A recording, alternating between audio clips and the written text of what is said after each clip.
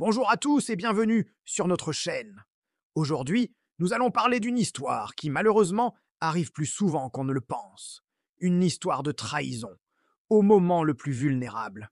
Imaginez, vous êtes à l'hôpital, luttant pour votre santé, et la personne qui devrait être votre plus grand soutien vous poignarde dans le dos.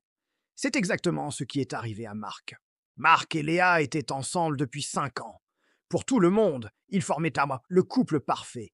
Ils partageaient tout, les rires, les projets, les rêves. Ils parlaient de mariage, d'enfants, d'une maison à la campagne. Leur amour semblait indestructible, une forteresse face aux aléas de la vie. Mais parfois, les plus belles façades cachent les fissures les plus profondes. Un jour, Marc a eu un grave accident de voiture en rentrant du travail. Le choc a été terrible. Il s'est réveillé dans un lit d'hôpital, confus, avec de multiples fractures et une longue convalescence en perspective. Les premiers jours, Léa était là, à son chevet. Elle lui tenait la main, lui disait qu'elle l'aimait, qu'ils surmonteraient cette épreuve ensemble. Ses paroles étaient un baume sur ses blessures, sa présence, son unique lueur d'espoir dans la pénombre de sa chambre d'hôpital. Mais au fil des semaines, les visites de Léa se sont espacées. Au début, Marc n'y a pas prêté attention. Il se disait qu'elle était fatiguée, qu'elle devait gérer leur appartement, son travail, le stress de la situation. Elle avait toujours une bonne excuse, une réunion tardive, un imprévu, une grosse fatigue. Marc, cloué au lit, ne pouvait que la croire. Il lui envoyait des messages d'amour, lui disant à quel point elle lui manquait, à quel point il avait hâte de sortir pour la retrouver.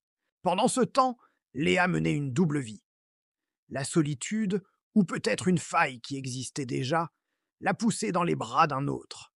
Un collègue de travail qui lui offrait l'attention et la légèreté qui manquaient à sa vie, devenue soudainement si pesante. Pendant que Marc comptait les heures en regardant le plafond de sa chambre, Léa partageait des dîners, des rires, et bien plus encore avec cet homme. Elle vivait une nouvelle romance, loin des murs aseptisés de l'hôpital et de la souffrance de celui qui l'attendait. La vérité a éclaté de la manière la plus cruelle qui soit. Une amie commune, qui s'inquiétait pour Marc, a commencé à avoir des doutes. Elle a vu Léa plusieurs fois en ville, rayonnante, en compagnie de ce fameux collègue. Trop souvent pour que ce soit une simple coïncidence.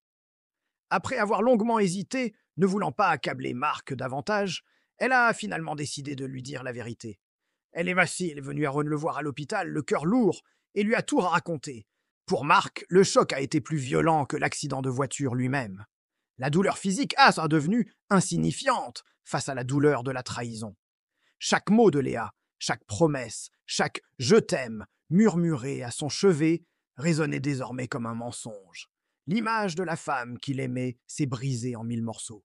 Il se sentait humilié, trahi au moment où il était le plus faible, le plus dépendant. La solitude de sa chambre d'hôpital est devenue une prison de désespoir. Quand Léa est revenue le voir, quelques jours plus tard, comme si de rien n'était, Marc l'a confrontée. Au début, elle a nié, a parlé de malentendus, d'amitié. Mais face à la détermination de Marc, elle t'est fini par craquer. Elle a tout avoué, en larmes, essayant de se justifier. Elle a parlé de pression, de peur, de solitude. Mais pour Marc, ses excuses étaient vaines. Comment pouvait-elle parler de solitude alors que c'est lui qui était seul, alité, dépendant des autres pour le moindre geste? La rupture a été immédiate et sans appel. Pour Marc, la confiance était rompue à jamais. La convalescence a été doublement difficile. Il devait se reconstruire physiquement, mais aussi et surtout émotionnellement. Il a dû réapprendre à vivre, à faire confiance, à aimer. Ses amis et sa famille ont été son roc, le soutenant à chaque étape de cette terrible épreuve. Ils l'ont aidé à transformer sa colère et sa tristesse en une force nouvelle. Cette histoire nous rappelle une chose essentielle. La véritable nature d'une personne se révèle souvent dans les moments les plus difficiles. La loyauté et le soutien ne sont pas de vains mots, ce sont les piliers d'une relation saine. La trahison de Léa, aussi douloureuse soit-elle, a finalement permis à Marc de se libérer d'une relation qui n'était pas aussi solide qu'il le pensait. Aujourd'hui, Marc a retrouvé la santé. Il a déménagé, changé de travail et a commencé un nouveau chapitre de sa vie.